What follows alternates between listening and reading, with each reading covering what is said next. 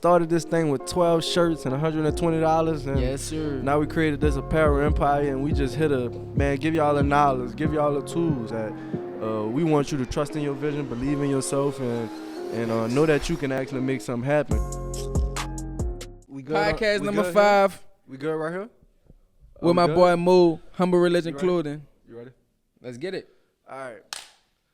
How y'all doing, baby? It's Marlon Watts, Nicholas Clark, and we got my boy Mo from Humble Religion with my boy Lonzel Clark on the camera. We're along with Tori, and we got Riri on the IG Live. And this is podcast number 5, baby. Number 5.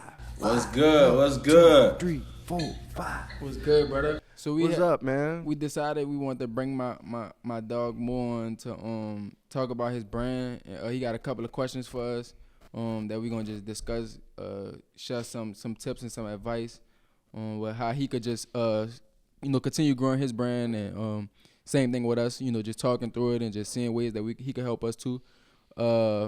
Actually met my guy out there in Florida. Fort Lauderdale, Florida. We had shout out to Miami. We had went to a conference, and my guy was there. We chopped it up, and we've been chopping it up ever since. So we'll just start off with just tell them a little bit about your brand, bro, and tell them a little bit about yourself. Probably a little bit where you from. Just get us familiar with what you got going on. What's good, everybody? My name Mo. I'm the owner of Humble Religion Clothing. I started this brand in 2015 after I was done playing football. Like the end of 2015, like Christmas Day, I started this brand.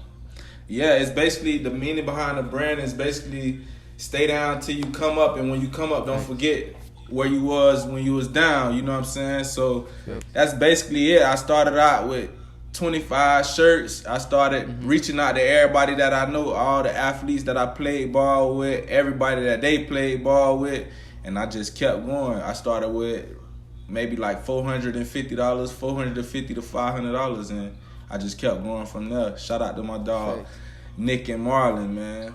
My boy got all kind of people rocking it, bro. I remember you were showing me a lot of the photos when you used to be backstage at the concerts and stuff, with a lot of different rappers. Talk about a couple of the celebrities that you had rocking your stuff. I had Ross. Oh man, I'm repping some homies, some brothers. That's who Humble plugged us Religion. with I Rick love Ross. You looking at my dog right now? He alley-ooped us. Ross been showing major love. Ace Hood showed major love. Quavo showed love. Then you got like DJ Envy, Safari, and I mean a lot of athletes. The list just go on. Facts, bro. Yeah. Man, let's get into these great questions that I know you got. I got some great questions for y'all boys, man. What you got? Just pop it off. Start it off. Hey, so look, I'm gonna read them off to y'all. You can just start with one of them, and we're gonna just go from there. All right. So look, how do you form a team? Okay, I guess I'll start with that question first. So I said the team doesn't even start with the team. It starts with you. It starts with you being a leader and like paving the way for people, creating opportunity for other people by creating an opportunity for yourself. So nobody's gonna even want to be a part of your team. I talk about like people want to be around people that's gonna help them, motivate them.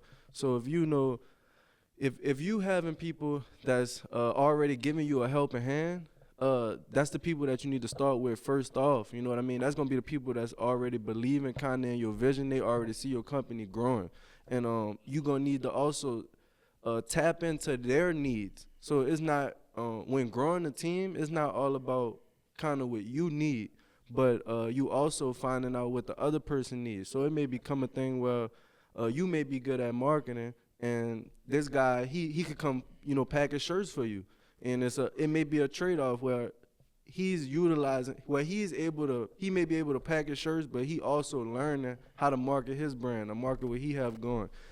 It may be a thing where people just need to get outside of the environment that they have. You may become a big brother to somebody. So someone may be coming work for you, you packaging orders for you or whatnot, and they don't have nobody that's leading them and guiding them in the right direction. And that's what a lot of people want. A lot of people want people that's gonna show them how to have a humble religion. You know what I mean? How to stay down until you come up.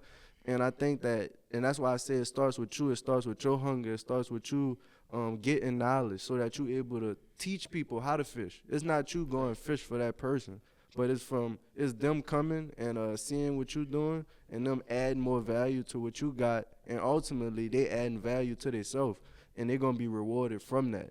But tactics to get a team, I would say we do things like we put out signs.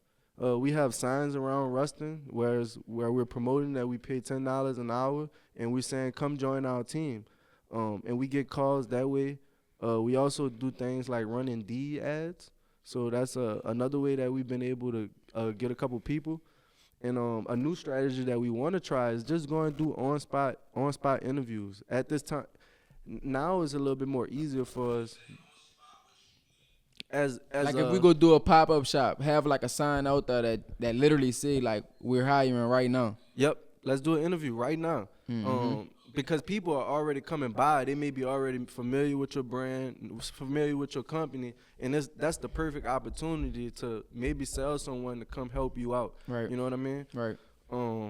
And so that's you're able to talk to them right there on spot and see what kind of person they is, and they're able to also meet you and see if they want to be a part of your vision and your family, at your brand. That's what's up. But we didn't even go ahead. I didn't mean to cut you off. No, go ahead. No, I was gonna say, and we didn't even start off paying people. Like we were just buying them lunch. You know, when we were first getting started, because we didn't have the funds to just pay people by the hour. It wasn't like something that we actually could do. So we were getting people that believed in what we had going. It was a trade-off. It was a trade-off. It was all a trade-off. And like I said, ultimately, we was creating a healthy and positive environment for them to thrive and grow in. That was the reason why they wanted to more than lines be a part of what we had going, is because we was also helping them in a way that, you know, is more of a like helping them navigate through life in a different way. If you get what I'm saying, you know what I mean? Giving them the real that you need besides just telling them that, you know, go work for this job. Like putting them on to stocks, putting them on to these different type of books first starting out. I mean, now we may not be able to implement this with everybody that come to the company, but before, you know, we was that close to where like we was helping those people, and that's how we created that culture around our brand. Right. So question, all right, is some of the people that y'all was just buying lunch, are some of those people still with y'all? No, not go ahead. I'll let you take that. Started from the very beginning, it's easily one person with y'all. We got a couple of people who started from like the beginning, that's still here. I mean, like Lou been here like the whole time. We just able to just get him on with doing the videos full time. But other than that, it's like some people gon' outgrow the space too. You know, some people like one of our company values is like everyone is an entrepreneur. So at the end of the day, like I'm not trying to, get you here and keep you here. If you see yourself, going somewhere else and going further, like that's really what we want you to do. Like we want you to come here, learn, and just fly away, whenever you want to, whenever you're able to, at least. But really, we just trying to, we trying to grow. We trying to grow you, make you a better person when you come here. So I mean, it's not because of like, they got fired or anything like that. It's just that they, some people live in a different state now. A lot of our people in college, so they got goals and dreams of going work for a different company, and there's some people that want to see the brand grow and grow with us. So I mean, you're gonna have them people that start with you, but you're gonna also have people that you never met before.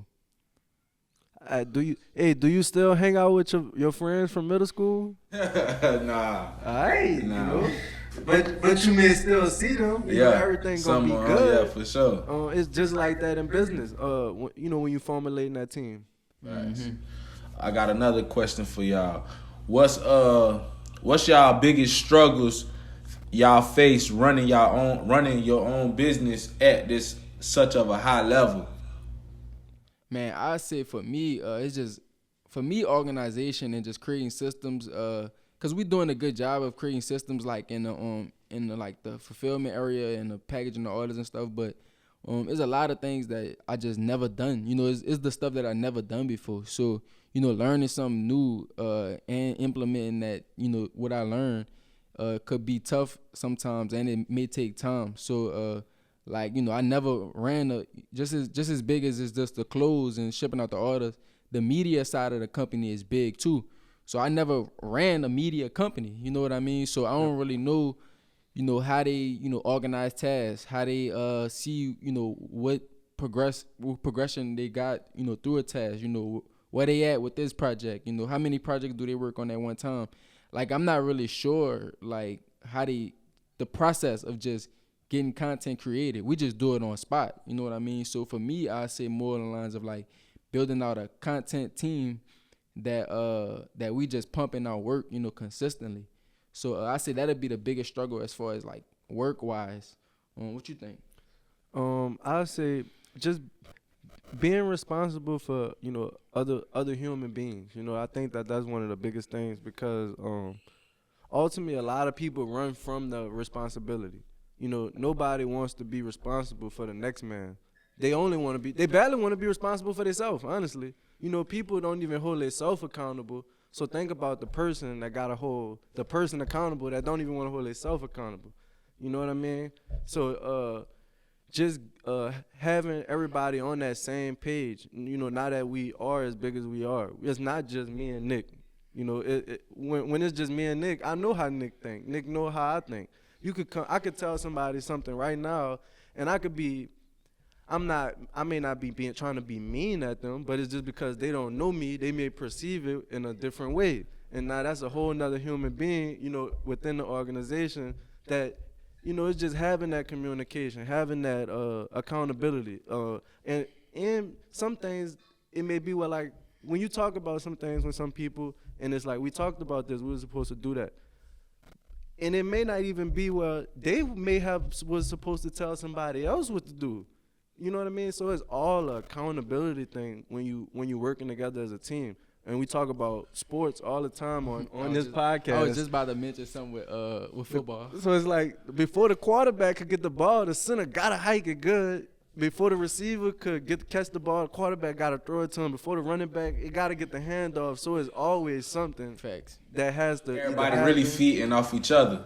Correct. Even what he said about like how he may come off may be like mean to somebody, but it's like I mean it's just the way that, you know, he's aggressive about the things that we do. So it's just like it's like almost it's personnel. You know, you're gonna know different, you know, personalities of people, and you're gonna have different ways that you treat certain people. It's just like he was saying about sports. You know, if I'm a short receiver, you're not gonna throw the ball high. You're not gonna give me a fade route, you know what I mean? You might throw me a little short pass. I'm not gonna bubble. Right. I'm not about to, you know, catch it over a 6-foot dude. You know what I mean? So it's just like, I wouldn't even call it just like so much aggressive too. I'd call it like passionate as well. You know what I'm saying? You passionate about what you doing in your business and stuff too. Facts. So what else you got for us? Let me ask y'all. I'm gonna get more to the fashion side. Who are some people that y'all boys look up to in the fashion world? Man, I'm gonna say we like fashion, and we like the business of fashion too. So we really look up to like people like Nike, honestly. That'd be Phil Knight. I mean, but well, yeah, Phil Knight. Yeah. Nike the brand. Damon John. And when we look at brands now, and fashion, we look at fashion as just a brand. So they just branding their name. They branding something. They putting it out in a way where they making you wear this, or they making you buy this, making you feel some type of way about it. It's like a culture. So, yeah, it's like a culture. So the best, I say, brands that for me personally that I like, the Mavericks, Mark Cuban, was just like everything that they kind of got going on over how he embodied his, you know, how he like the face of the organization and how he handled it. You know, it seemed like he get them excited. People definitely look like they motivated to play for Mark Cuban. Damon Johns. I mean, even though I say we didn't get to like see him actually continue to run the FUBU empire, I don't know if he's still like actively involved in it or whatnot, but like just to see him on Shark Tank now and how he's also able to, just be a part of branding something. Like, I still see some football around. That's just. I don't think I never seen no football around. Man, You done seen the 05 jersey? Yeah, I seen it was in Walmart. I promise, no. I promise, football then came back around, and it's people like Gary Vee, just their mindset of branding a product. We don't look at it as so much fashion. We look at it as we putting out a lifestyle to people for them to more than lines be motivated. Like, that's facts. You wearing the clothes, I said it on the last, it's giving you superpowers. It's making you, believe in yourself because you actually see, like, you know us. Like, you seen us and, you met us in real life. And we put our pants leg on one leg at a time, just like you. And bro, we not know, yeah. Even when we came meet you, you probably you probably was like, dang, it's big how we was talking and stuff like that. Even with you, bro, I seen you grow so much more from where we even started from, bro. Like, and it's just like it's so much more growth that we got going. And for us, like, back to your question, we like love just branding in general. Like, just like with Ralph Lauren, it just have the logo, right there on the left chest. Like, yep. I mean, that's really, we just want to put our logo in the left chest and let that logo stand for something. You know what I'm saying? So that's really how we look at the fashion side of our brand. That's what's up, bro. And another question to y'all boys. This can help like some upcoming brands and stuff like that. How do y'all go about looking for a manufacturer? Well, I say the manufacturing thing, bro, you really put me on to that, because a lot of the stuff that we was getting made was just straight in the States, yep. And it's just coming from a distributor, going to a screen printer, them screen printing, and then them getting it to us. And then we put our own tags on our shirts, so our woven labels, we sold that ourselves. But like when I came out of Florida and you was chopping up with me, talking, you was showing me some of your stuff, I was like, damn, where you getting all this made at? And then when you had put me on to like the the Alibaba, the people out there in Pakistan, hitting them up on WhatsApp, China, hitting them up on WhatsApp, I started to just get more in that world. And you gotta test a lot of them out, get samples and stuff like that, so you can see what you like, see what you don't like before you really go out there and start placing orders. But yep.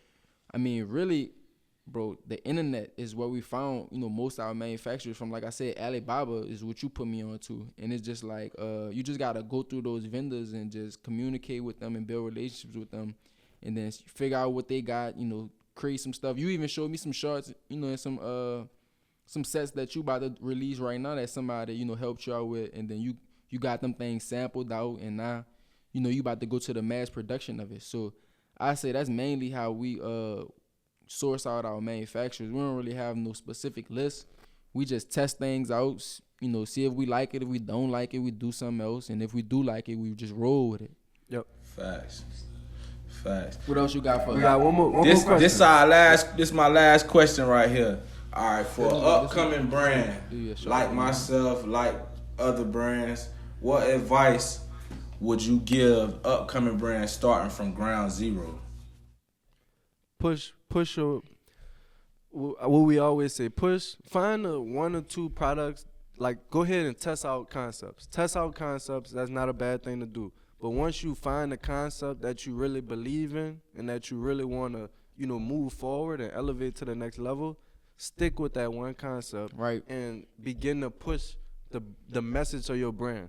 I want to challenge the people that's just starting to brand out to ask themselves, like, what really makes your brand different? Because that's the first question that I'm going to ask you. What's the why behind your brand? What makes you different from the next guy? Why should I take the clothes that's on my body right now and put on your brand? What's so special about your brand? And everybody has something special, but is being able to convey that message and relate that message to the world is what you're going to need to do. You know what I mean? That's the biggest thing. Creating attachment around your clothes, sharing your story. The clothes are gonna sell itself, but if you're able to tell me what make you different, just like you said, you started this with 50 shirts, $500. You know what I mean? Like you was at the bottom, and now you pushing this out. Like that's what I'm gonna buy into. I'm believing in you. You know what I mean? More than the clothes. That's what's making me, humble but religion. I mean, same thing what he said, bro. Like even when I met you, remember we were saying you had your stay down till you come up T-shirt, and I was like, just run that, bro. And like even to this day, you running that same shirt, and you prospecting new customers, you getting new customers, you dropping new shirts, and you selling it to those same customers, but like they love it. That's probably your most selling shirt, right? Or what? 100%. 100%, bro. So it's just like it's just sticking to that one thing, bro. And then besides that, it's just getting started, and just getting started, and believing in yourself, trusting in your vision. Like if there's something that you want to do, like start right now. Like if you watching this video and you want to start a brand, like once this video ends, go start your brand. Like point blank period. Like if you're not gonna really never learn until you just get started. And I mean we suggest having a plan and have things that you could just have some tasks and stuff like that. But I mean you really could do like what we did. You could figure it out when you get there. You know what I mean? So right now, you pumping out, probably, a couple hundred orders a week or a day, whatever how much you're doing. And now you need a team. So it's just like, it ain't like you trying to figure it out right now, but it's a good problem to have, because that means your brand expanding. Yep. You know what I'm saying? So I just say start, and when a problem comes, just be quick to solve that problem, and that's how you gonna learn. Yep. Facts, bro. Well, I ain't gonna hold y'all boys too long, man. I appreciate everything. I appreciate the knowledge and everything y'all boys do for me. Thanks. Man, facts, bro. It's all love, bro. Anytime you hit me up. We appreciate you, bro. Appreciate you, bro. I thank you for getting on this, bro. I'm gonna make sure everybody. I'm gonna drop a couple of photos. I'm gonna need some videos, to put in in this video from your brand. Once again, it's my homie Mo. Humble Religion. Humble Religion Clothing. Stay down till you come up. Podcast number 5. We're gonna make sure we tag this. Tag you in this. Make sure y'all go subscribe to my guy channel. Subscribe to our channel. Thank you. And appreciate y'all, everybody out there. Appreciate y'all. Woo! We out of here, baby. We out.